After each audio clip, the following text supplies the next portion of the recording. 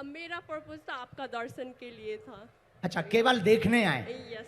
Okay, हमने इतना लिखा। हिंदी आता है? ये क्या लिखा? हाँ, कोई प्रश्न नहीं सोचा था, दर्शन करने आई थी।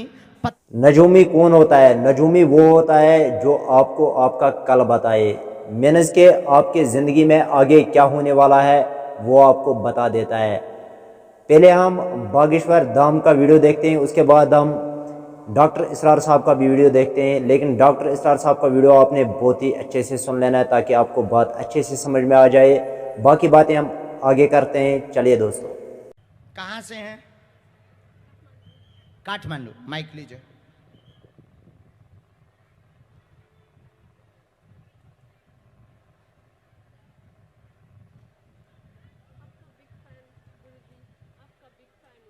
हो, हमारा बिग फैन हो। हाँ, बिग मतलब बड़ा, खूब फैन। हाँ। माइक ले लो, नजदीक आओ, बोलो क्या बात।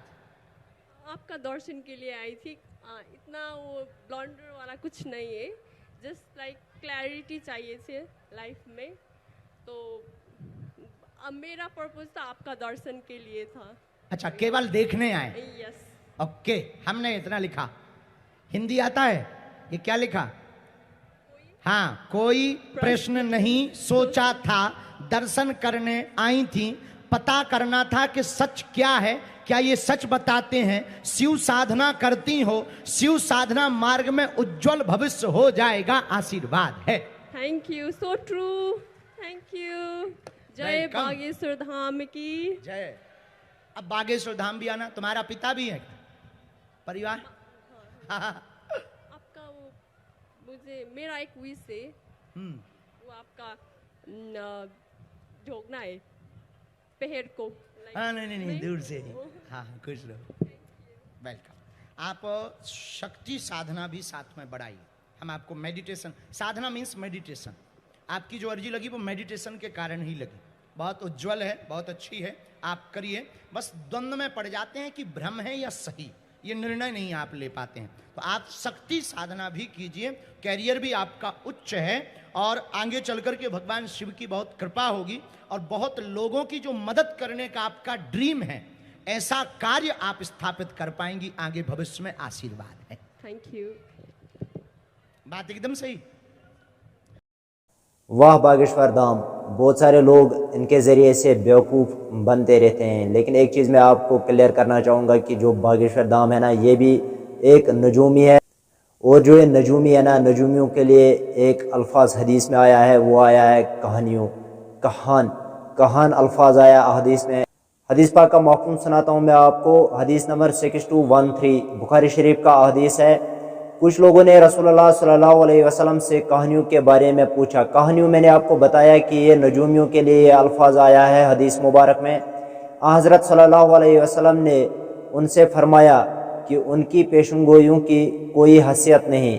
सहाबा रज़ी अल्लाह ताला अन्हु ने अर्ज़ किया, या रसूलुल्लाह सल्लल्लाहु अलैहि वसल्लम, लेकिन वो बाज़ औक़ात ऐसी बातें करते हैं जो सही साबित होती हैं। हज़रत सल्लल्लाहु अलैहि वसल्लम ने फरमाया, वो बात सच्ची बात होती है जिससे जिन फरिश्तों से सुनकर उड़ा लेते हैं। मीनस के फरिश्ते आपस में बातें करते होते हैं और बीच में जिन आ जाते हैं और वो उनके बातों को सुन लेते हैं और फिर उससे अपने वली काहिन, वली मतलब काहिन नजूमी को, उससे अपने वली काहिन के कान में मरग की आवाज़ की तरह डालता है। उसके बाद काहिन उस एक सच्ची बात में 100 से ज़्यादा झूठ मिला देते हैं।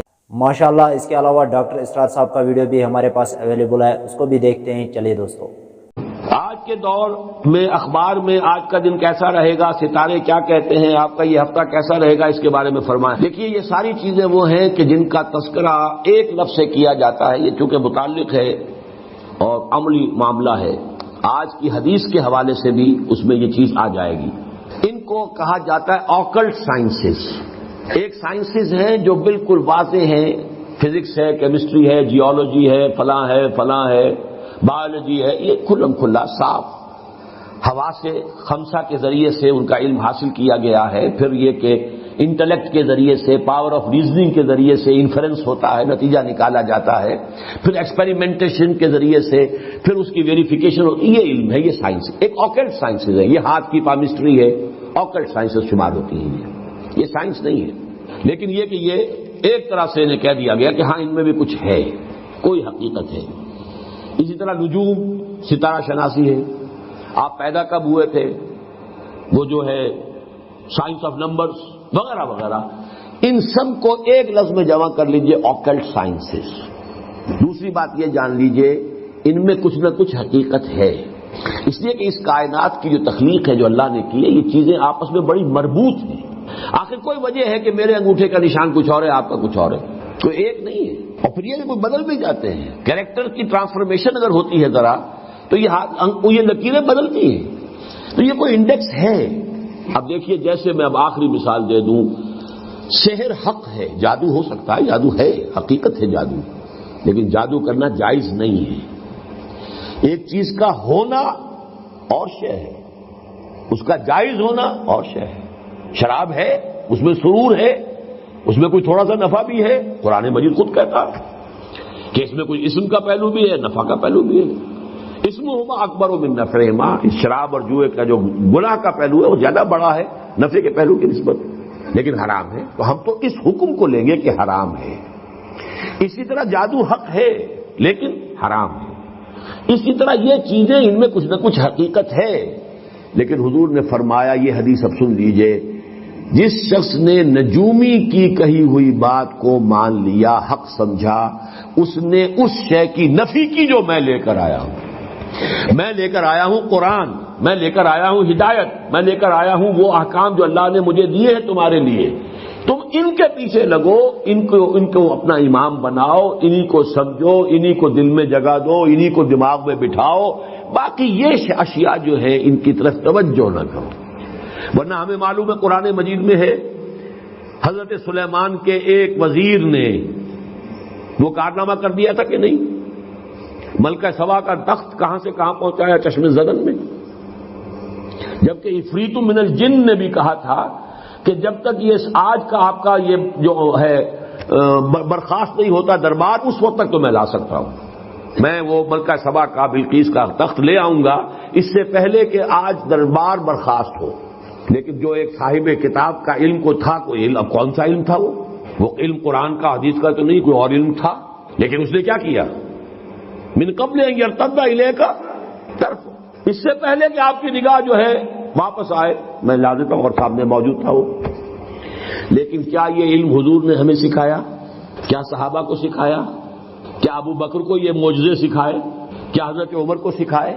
وہاں تو یہ کہا بھائی اللہ کی راہ میں جاؤ، جنگ کرو، محنتیں کرو، جد و جہد کرو، کوشش کرو، اسی عالم واقعات کے مطابق جد و جہد کر کے کام کرنا ہے. یہ چیزیں نہیں سکھائی. تو انہی کے کھاتے میں رکھ لیجئے ان تمام چیزوں کو کہ یہ چیزیں بالکل حقیقت سے خالی نہیں ہیں، ان کے اندر کچھ حقیقت ہے. اور آج میں نے ابھی چونکہ اس موضوع پر ایک مذاکرہ حال ہی میں ہوا تھا گورنمنٹ کالج لاہور میں، اس میں ایک بہت بڑے جو ہمارے ہاں کے پامسٹ ہیں مسٹر ایم اے ملک، وہ بھی آئے ہوئے تھے. ان سے زندگی میں پہلی ملاقات وہاں ہوئی. اور اشفاق صاحب بھی تھے، اشفاق احمد تلقین شاہ صاحب، وہاں گفتگو ہوئی. تو میں نے کہا کہ آج کی دنیا میں تو یہ شے ہمیں اتنی معلوم ہے، جینز کے اندر سب کچھ لکھا ہوا ہے. تو اگر ہاتھ کے انگوٹھے میں لکھا ہوا تو کون سی بڑی بات ہے، یہ تو بہت بڑی شے ہے. ہر سیل کے اندر جو اس کے اندر جو نیوکلیس کے اندر جینز ہیں، اس میں ہر شے موجود ہے. آپ کی پوری ہستی موجود ہے، آپ کا پورا وجود موجود ہے. تو بہت ہی چھوٹی سی شے میں ہے، یہ انگوٹھا ہو یا ہاتھ کا یہ پورا میں تو بہت کچھ ہو سکتا ہے. لیکن ہمیں محمد رسول اللہ نے ان چیزوں کی طرف ترغیب نہیں دلائی. ہمیں رکھا ہے کتاب اللہ پڑھو اور سمجھو، میری سنت پر عمل کرو، اور جو دنیا میں جو مادی وسائل و ذرائع ہیں ان کو تسخیر کرو، انہیں استعمال کرو، توکل اللہ پر رکھتے ہوئے بھرپور. اعدوا لہم ما استطعتم. یہ نہیں کہ بیٹھ کر تم اپنی وہ تپسیائیں کر کے روحانی قوت اتنی تیار کر لو کہ بس ایک تھوک مارو اور پوری کا پورا اس کا لشکر کفار ختم ہو جائے. That was not the way of Muhammad صلی اللہ علیہ وسلم. ورنہ وہ پھونک مارنے کی طاقت سب سے بڑھ کر تو حضور میں ہونی چاہیے تھی، لیکن نہیں. آپ کے بھی دندان مبارک شہید ہوئے ہیں، آپ کے بھی انتہائی محبوب چچا، خالہ زاد بھائی چچا اور دودھ شریک بھائی اور ساتھ کے کھیلے ہوئے ہمجولی اسد اللہ و اسد رسول ہی وہ شہید ہوئے ہیں اور ان کی لاش آپ کی نگاہوں کے سامنے آئی ہے. تو ہمیں وہ راستہ اختیار کرنا ہے ما انا علیہ و اصحابی. باقی ان چیزوں کے بارے میں نفی مطلق کرنے کی ہمیں کوئی ضرورت نہیں.